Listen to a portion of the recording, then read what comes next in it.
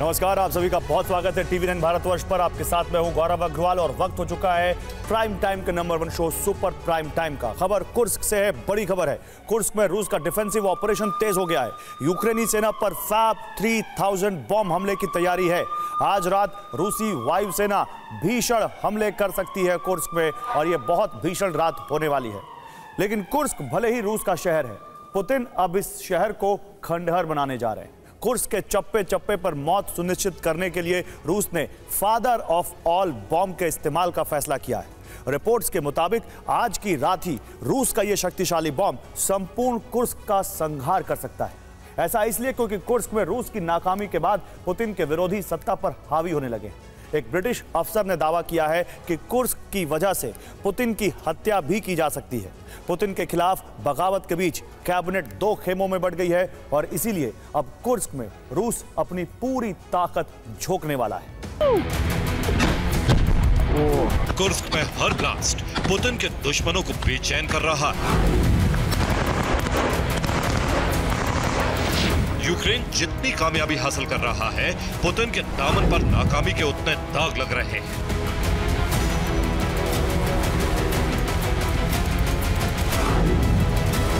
युद्ध के बाद से जब जब पुतिन पर नाकामी का दाग लगा है, पुतिन क्रेमलिन में दुश्मनों से घिर गए हैं।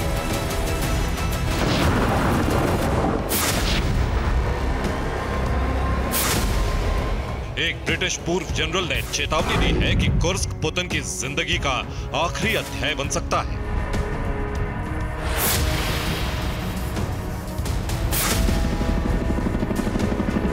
कुर्स्क में यूक्रेनी फौज की कामयाबी के बाद क्रेमलिन में कुछ बड़ा हो सकता है।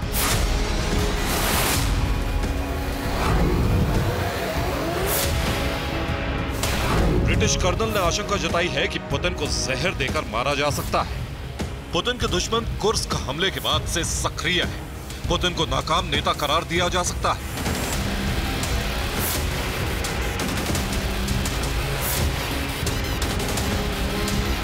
यानी अब कुर्स्क में यूक्रेन की कामयाबी से सिर्फ रूस की संप्रभुता को खतरा नहीं, बल्कि पुतिन की जिंदगी भी जोखिम में पड़ गई है।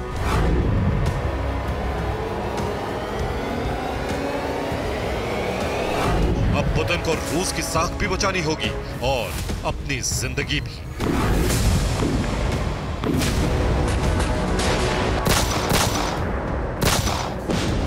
क्योंकि अमेरिकी चुनाव से ठीक पहले कुर्स्क में यूक्रेन ने अपनी जाबाजी दिखाकर पेंटागन को बहुत बड़ा संदेश दिया है।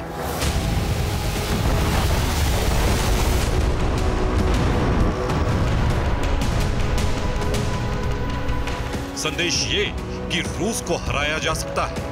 रूस को हराने के लिए सिर्फ हथियार की जरूरत है। अगर अमेरिका मदद करे तो रूस को खत्म किया जा सकता है।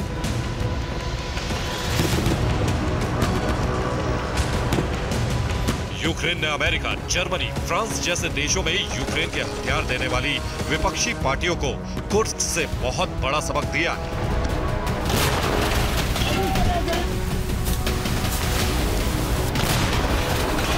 और यही वजह है कि क्रेमलिन में भी पुतिन अकेले पड़ते जा रहे हैं।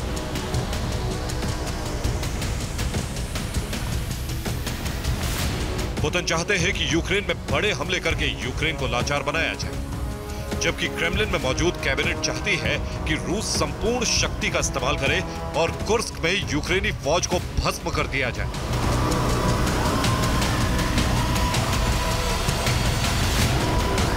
पुतिन की छवि रूस ही नहीं बल्कि दुनिया में भी एक बड़े नेता की है और पुतिन जैसे ताकतवर नेता के लिए यह बेहद शर्मनाक है।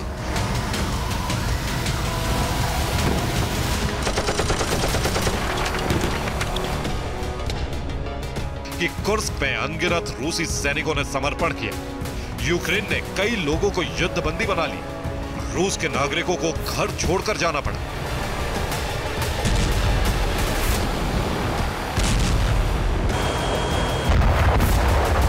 कुर्स्क में यूक्रेन की कामयाबी ने पश्चिमी देशों में नई उम्मीद पैदा की है, तो वहीं क्रेमलिन में मौजूद पुतिन के दुश्मनों के लिए भी एक मौका है कि वो पुतिन को नाकाम करार दे सके और सत्ता पर कब्जा कर सके।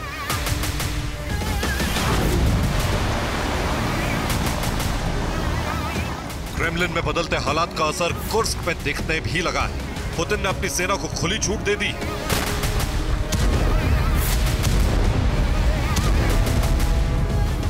यूक्रेन से कई रूसी कमांडर की वापसी हुई। यूक्रेन से सेना की कई ब्रिगेड वापस लौटी। 5000 सैनिकों को यूक्रेन से कुर्स्क शिफ्ट किया गया है। पुतिन कुर्स्क में 20,000 सैनिक भेजने वाले।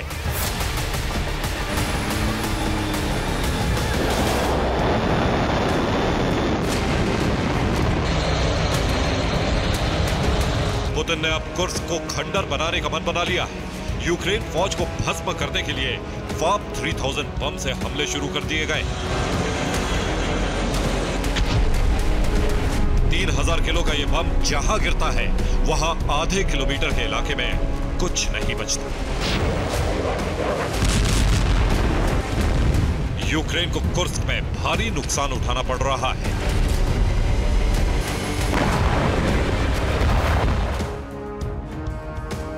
और रूस की भीषण बमबारी और हमलों से 3460 यूक्रेनी सैनिकों की मौत का दावा है। कुर्स्क में 175 सैनिकों ने सरेंडर कर दिया है। 4568 यूक्रेनी सैनिक जख्मी हो गए। यूक्रेन को कई हथियार भी गंवाने पड़े हैं। रूस के हमले में 50 टैंक भस्म हो चुके हैं। 25 बख्तरबंद गाड़ियां भी भस्म हो गई हैं। 262 लड़ाकू वाहन भी नष्ट हो चुके हैं। रूस यूक्रेन की आर्टिलरी को खत्म कर रहा है। यूक्रेन के 5 सैम लॉन्चर को नष्ट कर दिया गया है। 7 MLRS अब तक भस्म हो चुके हैं। 3 हाइमार्स सिस्टम को भी तबाह कर दिया गया है। ब्रिटिश टैंकों का संहार भी जारी है। कुर्स्क में तीसरा ब्रिटिश टैंक नष्ट किया गया है। अब तक 3 चैलेंजर 2 टैंक भस्म हो चुके हैं। कामोव 52 हेलीकॉप्टर से टैंक पर मिसाइलें दागी जा रही हैं। रूस अब कुर्स्क में FAB 500 बॉम्ब से हमला कर रहा है। ग्लाइड बॉम्ब से सटीक हमले किए जा रहे हैं और भारी तबाही के लिए FAB 3000 का इस्तेमाल भी शुरू कर दिया गया है।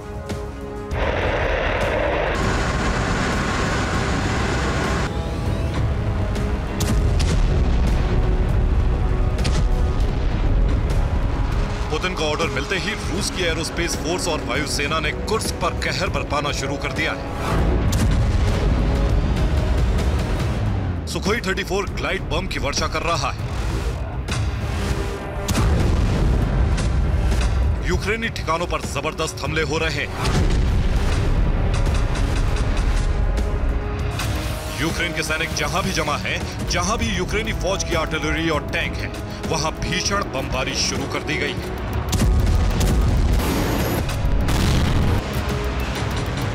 कुर्स्क में यूक्रेनी फौज से 30 इलाके वापस छीने गए। रूसी मोटार राइफल यूनिट तेजी से आगे बढ़ रही है। हवा और जमीन से यूक्रेनी सेना पर बड़े हमले हो रहे हैं। कुर्स्क में यूक्रेनी सेना को कमजोर करने के लिए सूमी से लगातार हमले हो रहे हैं।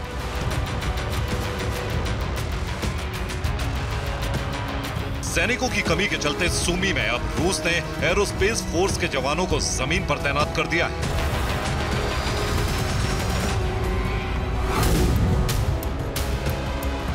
नई तैनाती के बाद सूमी में बड़े धमाके हो रहे हैं। यूक्रेनी आर्टिलरी और हाइमार्स को टारगेट किया जा रहा है।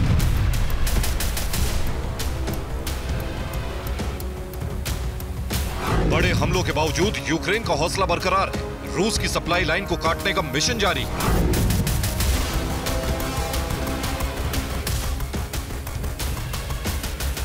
कुर्स्क में सईम नदी पर एक और पुल को उड़ा दिया गया है। अब तक नदी के 2 पुल गिराए जा चुके हैं। रूस को टेम्पररी पुल से काम चलाना पड़ रहा है। जंग में यूक्रेनी सेना के नए प्रयोग भी जारी है। अब यूक्रेनी फौज ने ड्रोन में AK-47 लगा दिया है ताकि कहीं भी हवा से गोलीबारी की जा सके।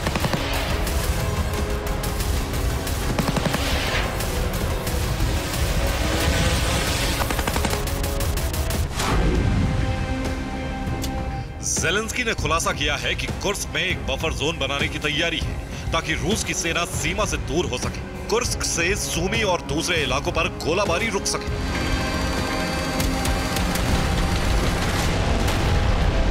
जिस तरह रूस अपने बेलगोरोद और रोस्तोव जैसे शहरों को बचाने में खार्किव में बफर जोन बनाने की कोशिश में था, यूक्रेन भी वैसा ही कर रहा है। कुर्स्क के अलावा रोस्तोव में भी हमले तेज हो गए हैं।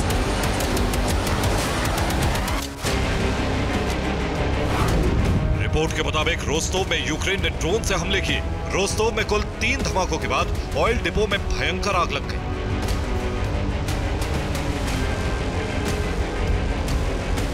यूक्रेन ने दावा किया है कि रूसी सैनिकों के लिए तेल जमा किया गया था, जिसे यूक्रेन ने भस्म कर दिया। कुर्स्क अभियान के बीच जर्मनी से यूक्रेन को बड़ी मदद मिली।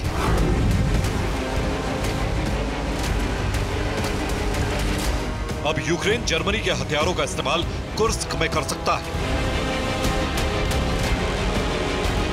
जर्मनी ने रूसी जमीन पर हथियारों के इस्तेमाल की इजाजत दे दी।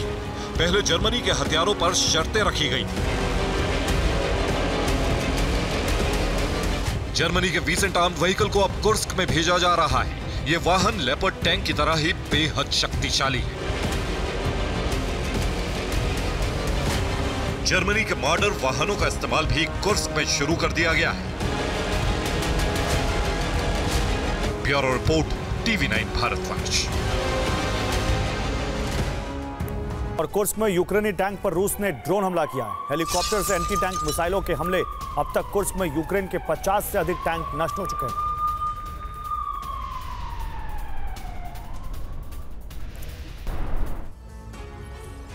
तो यूक्रेन ने कुर्स्क की जंग अमेरिका और यूरोप के इशारे पर शुरू की, लेकिन अब यह पूरे यूरोप के लिए संकट बन गया है। यूरोप में रूस के सबसे करीबी मित्र देश बेलारूस ने ऐलान कर दिया है कि कुर्स्क की जंग तीसरे विश्व युद्ध का एपी सेंटर बनने की ओर बढ़ रही है। बेलारूस के राष्ट्रपति अलेक्जेंडर लुकाशेंको ने कहा है कि रूस को संप्रभुता की रक्षा का अधिकार है और जरूरत पड़ने पर रूस को न्यूक्लियर हमला कर देना चाहिए। इसके साथ ही बेलारूस ने यूक्रेन सहित यूरोप पर बड़े हमले करने के लिए न्यूक्लियर तैनाती कर दी है।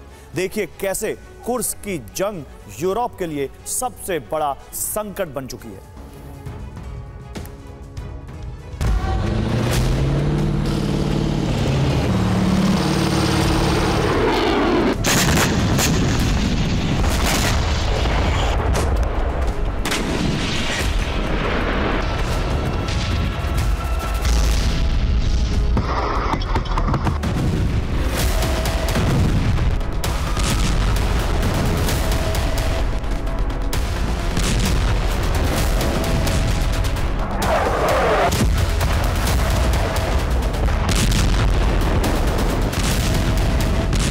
कुर्स्क में हमला रूस की संप्रभुता और रूस के अधिनायक बन चुके पुतिन की सत्ता को सीधी चुनौती है।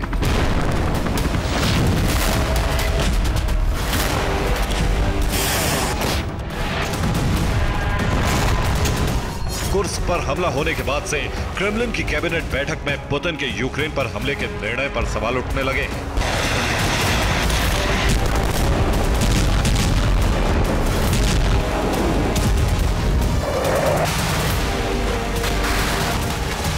और यह रूस में दूसरी बार हो रहा है।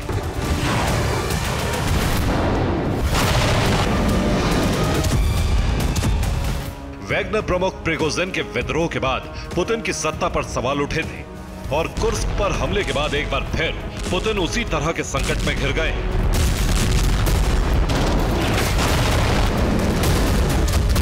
कुर्स्क हमले के पीछे यूक्रेन की कई रणनीति है। पहली ये कि कुर्स्क पर कब्जे के बाद क्रेमलिन पर दबाव बढ़ेगा। दूसरी ये कि कुर्स्क पर कब्जे के बाद रूस का न्यूक्लियर प्लांट यूक्रेन के हाथ में होगा। तीसरी ये कि कुर्स्क गंवाने के बाद रूस को बातचीत के लिए मजबूर होना पड़ेगा। लेकिन फिलहाल जो हालात बन रहे हैं उससे यूक्रेन की रणनीति उल्टी पड़ रही है, क्योंकि क्रेमलिन ने ऐलान कर दिया है कि यूक्रेन से वार्ता नहीं की जाएगी। विदेश मंत्रालय ने कहा है कि कुर्स्क का हमला पूरे यूरोप पर संकट बन सकता है। रूसी सेना ने कुर्स्क पर हमले का सबसे बड़ा प्रतिशोध लेने का ऐलान कर दिया है। यानी यूक्रेन की रणनीति पूरी तरह नाकाम होती दिख रही है। कुर्स्क में जैसे जैसे यूक्रेन आगे बढ़ रहा है वैसे वैसे यूक्रेन सहित पूरे यूरोप पर एटमी हमले का संकट गहराता जा रहा है। इसके संकेत 3 घटनाक्रम और बयानों से मिल रहे हैं। रूस के रक्षा विशेषज्ञ कह रहे हैं कि नाटो से युद्ध शुरू हो चुका है, न्यूयॉर्क और लंदन पर परमाणु हमला कर देना चाहिए। इसके साथ ही रूस के विदेश मंत्रालय की प्रवक्ता मारिया ज़ाखारोवा ने कहा है कि यूएन और IAEA कुर्स्क न्यूक्लियर प्लांट पर हमले के लिए गंभीर नहीं है। कुर्स्क हमला पूरे यूरोप के लिए परमाणु संकट बन सकता है। इसके साथ ही बेलारूस के राष्ट्रपति अलेक्जेंडर लुकाशेंको ने कहा है कि यूक्रेन रूस को परमाणु हथियारों के इस्तेमाल के लिए मजबूर कर रहा है।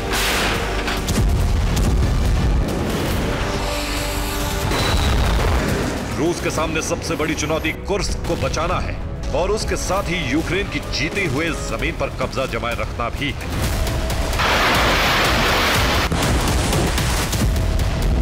रूस के पास सैन्य शक्ति की कमी है और अब परमाणु संघार का डर ही कुर्स्क को बचा सकता है।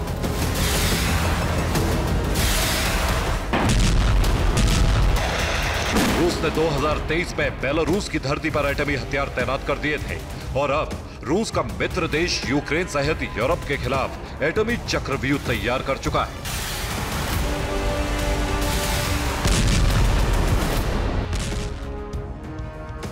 और बेलारूस की दक्षिणी सीमा के करीब 12 नेविची शहर बेलारूस ने सबसे बड़ा टैक्टिकल न्यूक्लियर बेस तैयार किया था। यहां एटमी हथियारों के साथ short range ballistic missile Iskander system तैनात किए गए थे। यूरोप और यूक्रेन पर दबाव बढ़ाने के लिए 12 नेविची बेस से यूक्रेन की तरफ न्यूक्लियर तैनाती कर दी गई थी। यूक्रेन सीमा से सटे शहरों ब्रेस्ट, पेंस्क, लुनिनेत्स, माजिर और गोमेल में बेलारूस ने एटमी हथियारों से लैस स्कैंडर मिसाइलों की तैनाती कर दी है। अब 12 नेविची से लेकर गोमेल तक रूस के एटमी हथियार तैनात हो चुके हैं और बेलारूस पुतिन के इशारे पर कभी भी एटमी हमला कर सकता है।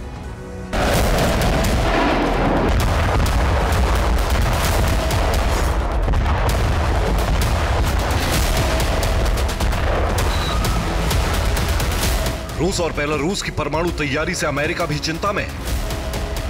यहां तक कि अमेरिका की सेना में काम कर चुके रूसी मूल के पूर्व सैन्य अफसर भी ये चाहते हैं कि संप्रभुता पर हमले के बाद रूस को परमाणु हथियारों का इस्तेमाल करना चाहिए।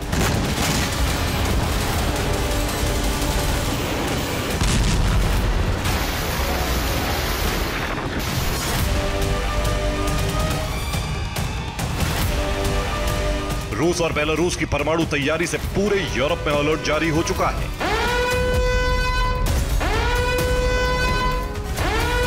क्योंकि बेलारूस के फ्रंट से परमाणु तैनाती के साथ ही सैन्य तैनाती भी हो चुकी है। बेलारूस ने रूस के इशारे पर पोलैंड और यूक्रेन के बॉर्डर पर अपनी 2/3 सेना की तैनाती कर दी है। इस वक्त रूस और बेलारूस की मिलीजुली सैन्य टुकड़ियां दोनों बॉर्डर पर पोजीशन ले चुकी हैं। इसके साथ ही पोलैंड में भी सैन्य हलचल बढ़ गई है।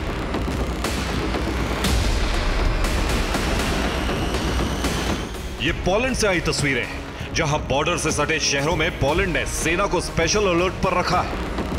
पोलैंड सेना की आर्टिलरी और इन्फेंट्री को तेजी से बॉर्डर पर रवाना किया जा रहा है। रूसी परमाणु हमले की आशंका इस कदर बढ़ चुकी है कि उससे बचने के लिए अमेरिका और यूरोप ने छल युद्ध शुरू कर दिया है।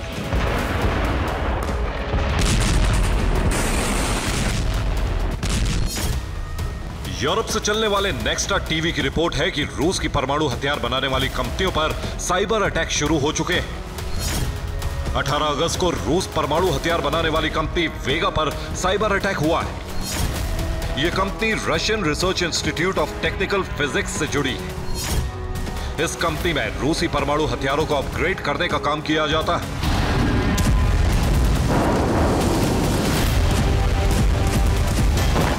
यूरोप और अमेरिका भी इस बात की आशंका को खारिज नहीं कर रहे हैं कि रूस परमाणु हमले की तैयारी कर चुका है। अगर कुर्स्क की जंग में रूस की हार जारी रही तो किसी भी दिन बेलारूस या रूस की जमीन से टैक्टिकल न्यूक्लियर हमले की शुरुआत हो सकती है। Bureau report, TV9 Bharatvarsh. Lebanon से बड़ी खबर है। लेबनान में इजरायल फाइटर जेट का हमला, हिजबुल्लाह के ठिकानों पर जबरदस्त बमबारी की। लेबनान के हनीन इलाके में वायुसेना ने यह हमला किया है।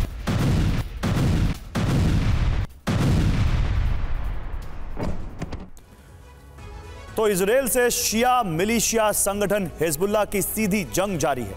उत्तरी इजरायल के कई इलाकों पर हिजबुल्लाह के रॉकेट हमले जारी हैं और इसके साथ ही हिजब ने नई रणनीति अपनाई है, लोन वुल्फ अटैक, यानी इजरायल के अहम शहरों में अपने लड़ाके भेजकर विध्वंसक विस्फोट कराना।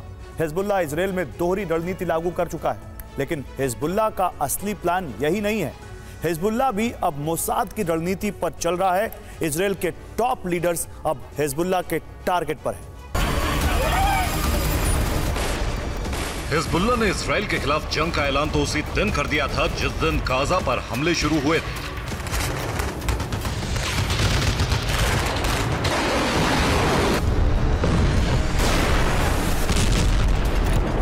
लेकिन करीब साल भर की जंग के बाद हिजबुल्ला ने रणनीति में बदलाव कर दिया है। हिजबुल्ला ने इजराइल के खिलाफ 3 फ्रंट खोल दिए हैं। पहला फ्रंट है इजराइल से सीधी जंग यानी रॉकेट और मिसाइल हमले। दूसरा फ्रंट है इजराइल के शहरों में बम विस्फोट और तीसरा फ्रंट है इजरायली नीति निर्माता नेताओं को मोसाद की तरह हमले करके खत्म करना।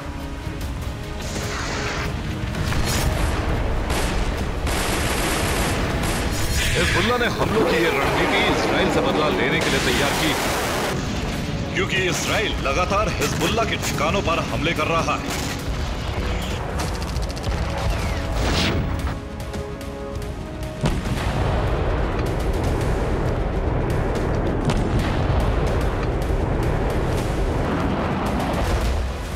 अगस्त को इजराइल ने एक बार फिर दक्षिणी लेबनान के कई शहरों पर हमले किए। इजरायली वायुसेना ने लेबनान के कई शहरों पर मिसाइल और बम बरसाए।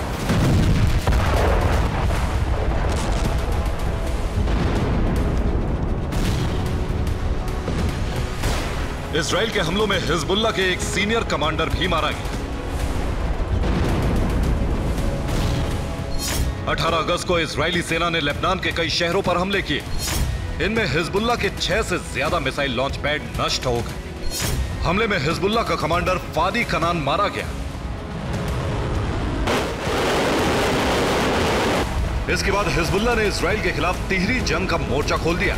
हिजबुल्ला ने उत्तरी इजराइल पर रॉकेटों की बरसात कर दी।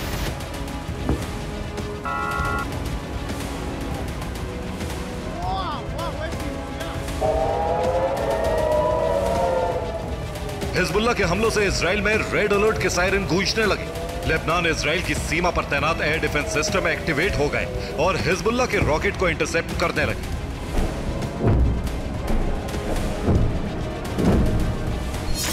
हिजबुल्ला के उत्तरी इजराइल के Kiryat Shmona, Shlomi, Shebaa farms, Meron और नाहरिया पर हमले किए।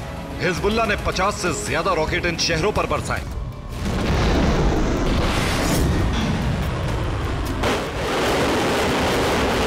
पहले फ्रंट पर हिजबुल्ला ने कई बड़े रॉकेट हमले किए तो दूसरे फ्रंट पर इजराइल के शहरों को दहला दिया।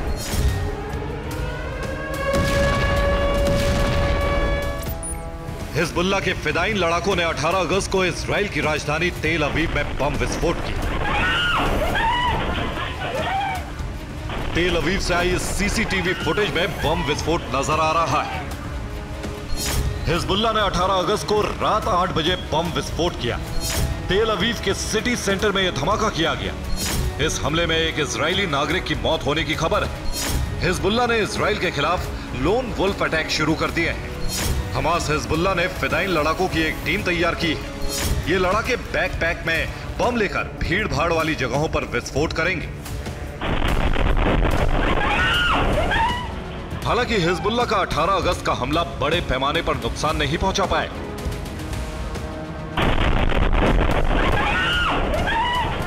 इजराइल के खिलाफ हिजबुल्ला का तीसरा मोर्चा है इजराइल की लीडरशिप को ध्वस्त कर देना।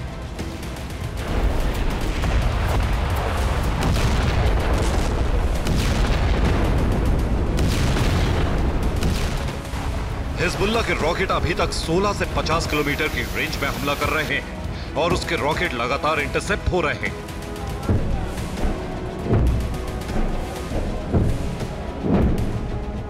अब हिजबुल्ला ने इजराइल के खिलाफ ड्रोन का इस्तेमाल शुरू कर दिया है और इन ड्रोन का निशाना है इजराइल की लीडरशिप। ये इजराइल के तेल अवीव से आई तस्वीरें हैं जहां सायरन गूंज रहे हैं और अफरा तफरी का माहौल है।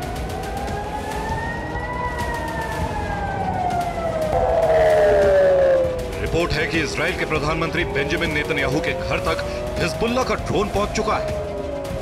हिजबुल्ला का ड्रोन इजराइल के प्रधानमंत्री बेंजामिन नेतन्याहू के प्राइवेट विला तक पहुंच गया। यह विला हाइफा के कायसारिया में है। हिजबुल्ला के ड्रोन ने नेतन्याहू के विला की तस्वीरें भी खींची। विला के करीब ड्रोन पहुंचते ही इजरायली डिफेंस सिस्टम ने वार्निंग अलार्म बजा दिया। इजरायली सेना का दावा है कि विला सुरक्षित है और इलाके में कोई ड्रोन नहीं है। इजराइल ने इसे तकनीकी खराबी कहा, लेकिन इजराइल के कई रक्षा विशेषज्ञ दावा कर रहे हैं कि हिजबुल्लाह ने साधारण ड्रोन से इजरायली डिफेंस सिस्टम को चकमा देना सीख लिया है। अब से पहले भी हिजबुल्लाह कई इजरायली सैन्य ठिकानों की रेकी कर चुका है और इजराइल को इसकी भनक तक नहीं लगी।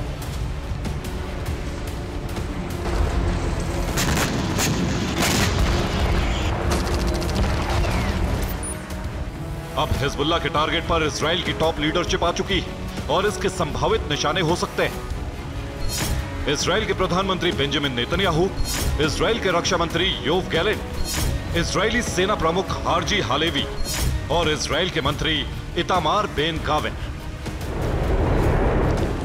जिस तरह इजराइल हमास और हिजबुल्लाह की लीडरशिप को टारगेट करके खत्म करने की रणनीति पर काम कर रहा है, उसी तरह हिजबुल्लाह भी इजरायली लीडरशिप के खिलाफ हमले शुरू कर चुका है। इसीलिए हिजबुल्लाह ने रॉकेट, बम विस्फोट के साथ साथ इजरायली वीवीआईपी ठिकानों को टारगेट करना शुरू कर दिया है। Bureau report, TV9 Bharatvarsh. और कुर्स्क में रूस का ड्रोन अटैक तेज हो गया है। हमले में यूक्रेन की आर्मर्ड व्हीकल नष्ट, आर्मर्ड व्हीकल में सवार सैनिक भी जख्मी हो गया।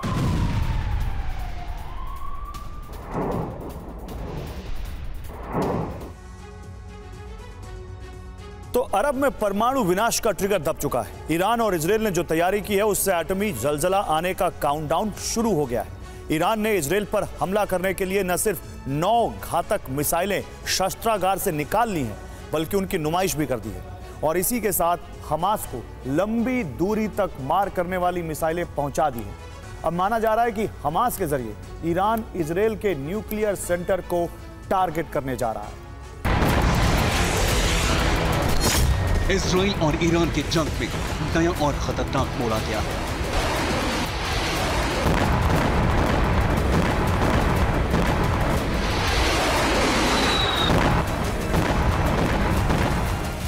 ईरान ने इजराइल पर हमले के लिए 9 घातक हथियार उतार दिए हैं।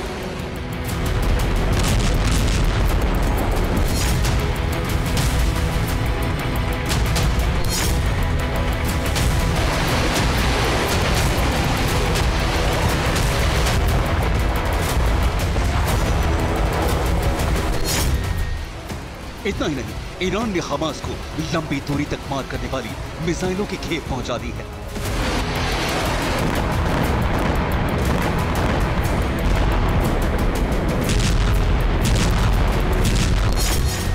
ईरान और उसके प्रॉक्सी के टारगेट पर इजराइल के एटमी सेंटर हैं।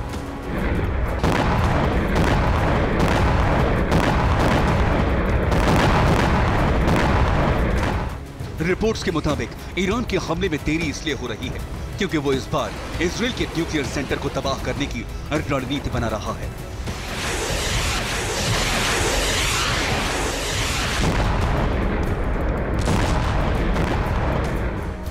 ईरान जिन 9 ब्रह्मास्त्र से इजरायली एटमी सेंटर को दहराने वाला है, उनमें से पहले का नाम है सिंजर मिसाइल।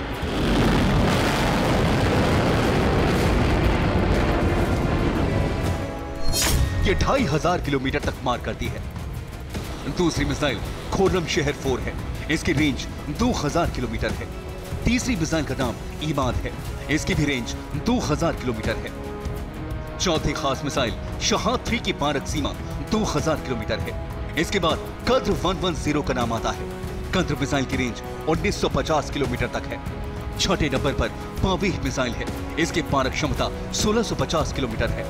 ईरान की एक और मिसाइल खैबर शेकन है, इसकी मारक क्षमता 1450 किलोमीटर है। ईरान की 8वीं मिसाइल फतह 2 है।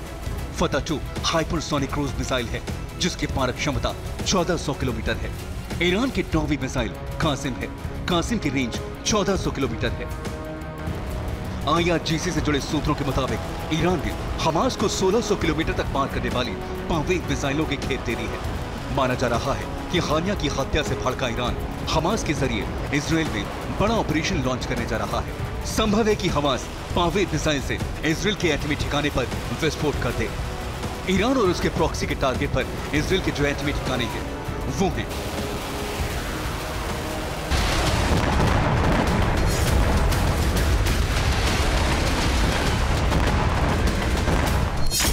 डिमोना न्यूक्लियर रिसर्च सेंटर, यहाँ प्लूटोनियम का प्रोडक्शन और हथियारों से संबंधित इंफ्रास्ट्रक्चर है। इजराइल का दूसरा हथियार भंडार एलबन में है, यहाँ टैक्टिकल न्यूक्लियर हथियार रखे होने की रिपोर्ट है। कफार जखारिया इजराइल का संदिग्ध न्यूक्लियर मिसाइल बेस है। नाहल सोरेक में इजराइल के डिजाइन, निर्माण और रिसर्च का काम होता है। योदेफात में इजराइल की संदिग्ध न्यूक्लियर वेपन असेंबली फैसिलिटी है। तिरोश में इजराइल का परमाणु हथियार भंडार होने की रिपोर्ट है। राफाल में भी इजराइल की न्यूक्लियर वेपन असेंबली फैसिलिटी होने की रिपोर्ट है। ईरान और उसके प्रॉक्सी के इस कदम के बाद इजराइल और अमेरिका हाई अलर्ट हो गए हैं। इजरायली वायुसेना ने भी ईरान के एटमी सेंटर को तहस नहस करने के लिए अभ्यास शुरू कर दिया है। अगर इजराइल के एटमी ठिकानों पर हमला हुआ तो आईडीएफ ईरान के परमाणु ठिकानों को तबाह कर देगी। इजराइल के टारगेट पर ईरान के Isfahan, Natanz, Fordow, Arak, Bushehr, Tehran, Ramsar, Bonab, सघन, यज और गाजिन के न्यूक्लियर साइट और एटमी रिसर्च सेंटर हैं। अमेरिका के साथ मिलकर इजराइल ईरान के सभी परमाणु ठिकानों को तहस नहस करने की तैयारी कर रहा है। जाहिर है अरब में किसी भी वक्त परमाणु आग भड़क सकती है, क्योंकि ईरान और इजराइल दोनों एक दूसरे के एटमी ठिकानों को नेस्त नाबूद करने का प्लान बना चुके हैं। Bureau report, TV9 Bharatvarsh. उधर बाइडेन एक तरफ गाजा में सीज फायर की कोशिश कर रहे हैं, तो वहीं दूसरी तरफ इजराइल को हथियारों का भारी जखीरा भी पहुंचाया जा रहा है। बाइडेन की इस दोहरी नीति पर सवाल उठ रहे हैं, लेकिन माना जा रहा है कि हथियार हिजबुल्लाह पर हमले के लिए भेजे जा रहे हैं। वैसे हमास ने एक बार फिर सीज फायर की शर्तों को मानने से इनकार कर दिया है। न हमास हार मान रहा है और न इजरायली सेना के ऑपरेशन की रफ्तार थमी है।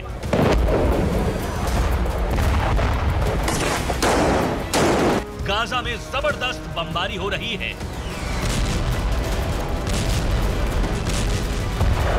इजराइल ने सोमवार की सुबह गाजा के कई इलाकों पर जबरदस्त प्रहार किया।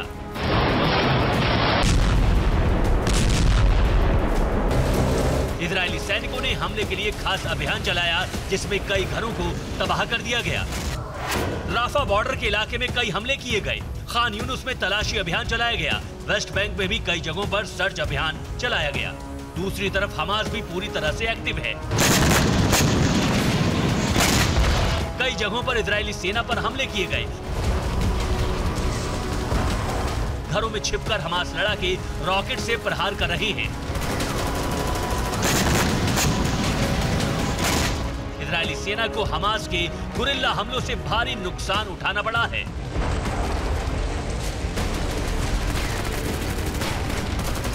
इस बीच तमाम कोशिशों के बावजूद गाजा में सीज फायर की गुंजाइश फिर खत्म हो गई है।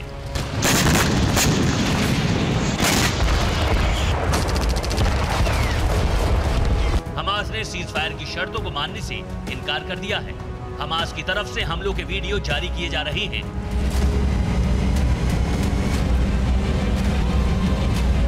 लगातार युद्ध की वजह से अब गाजा का संपूर्ण विनाश निश्चित लग रहा है। एक रिपोर्ट में दावा है कि गाजा का 80% इलाका खंडहर बन चुका है। 35,000 लोगों के शव अस्पतालों से निकाले गए हैं।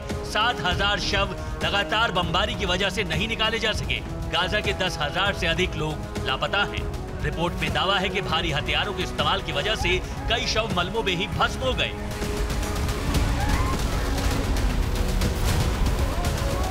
रविवार को भी गाजा पर इजरायली सेना का लगातार प्रहार होता रहा।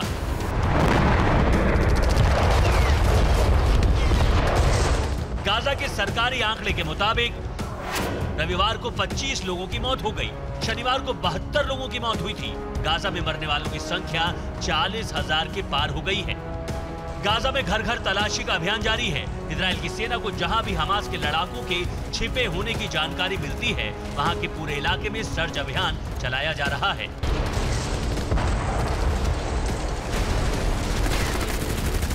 हमास ने एक बार फिर वीडियो जारी करके आईडीएफ को बड़ा नुकसान पहुंचाने का दावा किया है।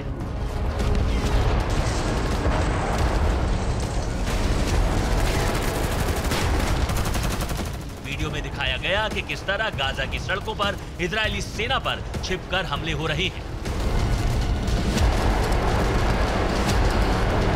इजराइल के एक हेलीकॉप्टर के वीडियो से दावा किया जा रहा है कि गाजा से जख्मी सैनिकों को ले जाने के लिए इजराइल हेलीकॉप्टर का इस्तेमाल कर रहा है।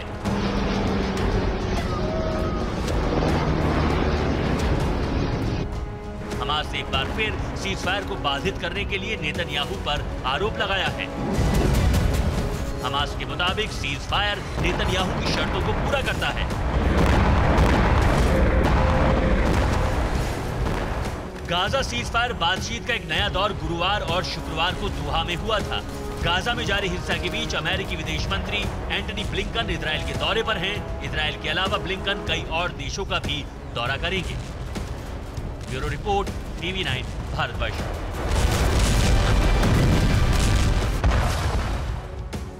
और आज का दिन बेहद खास है। आज रक्षाबंधन का त्योहार है और इस त्योहार को विशेष बनाने जा रहा है सुपर मून। जी हां, कुछ घंटे बाद आज की रात अद्भुत खगोलीय घटना घटने जा रही है। तारीख 19 अगस्त 2024, वक्त रात 11:56। समय नोट कर लीजिए, ये वो वक्त है जब आप ऐतिहासिक खगोलीय घटना का गवाह बन सकते हैं। पूर्णिमा की रात आसमान में सुपर ब्लू मून दिखाई देगा। ये सुपर मून 2024 का सबसे बड़ा और चमकीला चांद होगा। सुपर ब्लू मून तब होता है जब पूर्णिमा की रात को चांद पृथ्वी के बेहद करीब आ जाता है। इस वजह से चांद बेहद बड़ा और ज्यादा चमकदार दिखता है। ये सुपर ब्लू मून पृथ्वी से 2,25,000 मील की दूरी पर होगा। सुपर ब्लू मून को देखने के लिए किसी खास चीज की जरूरत नहीं पड़ती। इसको खुली आंखों से देखा जा सकता है, लेकिन दूरबीन या टेलीस्कोप का इस्तेमाल कर चांद की सतह पर मौजूद और भी ज्यादा चीजें देखी जा सकती हैं। इस दुर्लभ दृश्य को आप मोबाइल फोन और कैमरे में भी कैद कर सकते हैं। खगोल वैज्ञानिकों का कहना है कि सुपर मून और ब्लू मून का एक साथ आना काफी दुर्लभ और ऐतिहासिक घटना है। अनुमान है कि सुपर मून और ब्लू मून का अगला मिलन 2037 में हो सकता है। इसीलिए अगर इस बार सुपर ब्लू मून का दीदार करने से चूक गए तो इसके लिए 13 सालों तक इंतजार करना पड़ सकता है। Bureau report, TV9 Bharatvarsh.